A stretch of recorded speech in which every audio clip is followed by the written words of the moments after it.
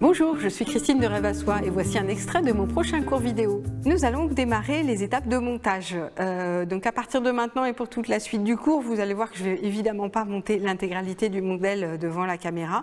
Le principe c'est qu'à chaque fois je vais faire à peu près une moitié pour que le cours ne dure pas des heures. Évidemment, toutes les techniques que je montre peuvent nécessiter de s'entraîner plusieurs fois.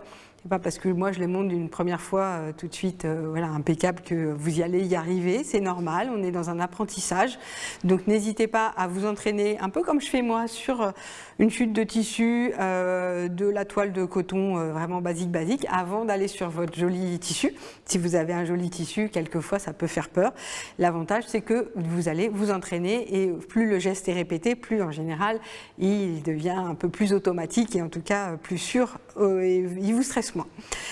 Dans cette étape, donc on va voir la première chose qu'il y a à monter sur ce modèle, qui est que sur le devant, eh bien, une fois qu'il est coupé ici, on va avoir les pinces à monter. Donc les pinces à monter, c'est ces deux triangles-là qu'on a marqués tout à l'heure.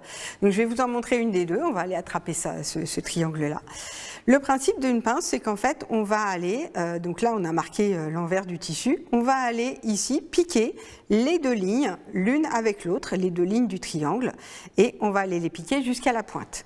Donc pour démarrer, on va déjà préparer cette pince. La préparer, ça veut dire épingler les deux lignes l'une sur l'autre, en commençant au niveau d'écran au même niveau, et puis on va aller mettre quelques épingles. Alors, l'épinglage des pinces, c'est toujours un grand moment de débutant. Vous avez à peu près 3 chances sur 4 de ne pas l'épingler dans le bon sens. Je vais quand même tout de suite vous donner une technique pour essayer d'épingler dans le bon sens. Le principe, c'est qu'à un moment donné, l'épinglage doit être compatible avec ce qui va se passer à la machine à coudre à côté.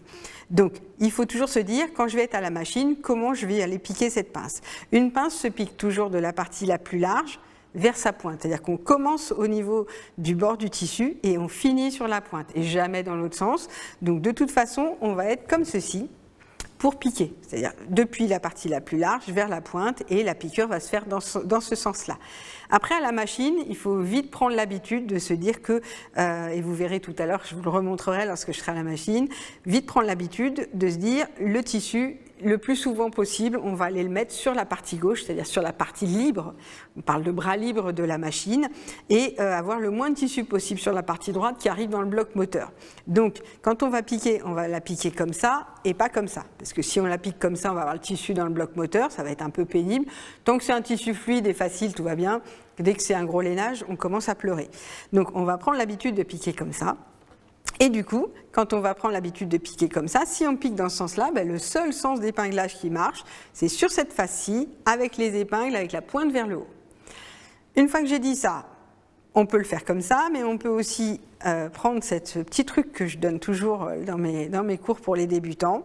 Si vous êtes droitier ou droitière, vous allez tenir votre épingle de la main droite, vous allez prendre l'habitude d'avoir toujours la ligne de couture que vous voulez épingler en haut de votre table et le tissu sur les genoux quasiment, vers vous.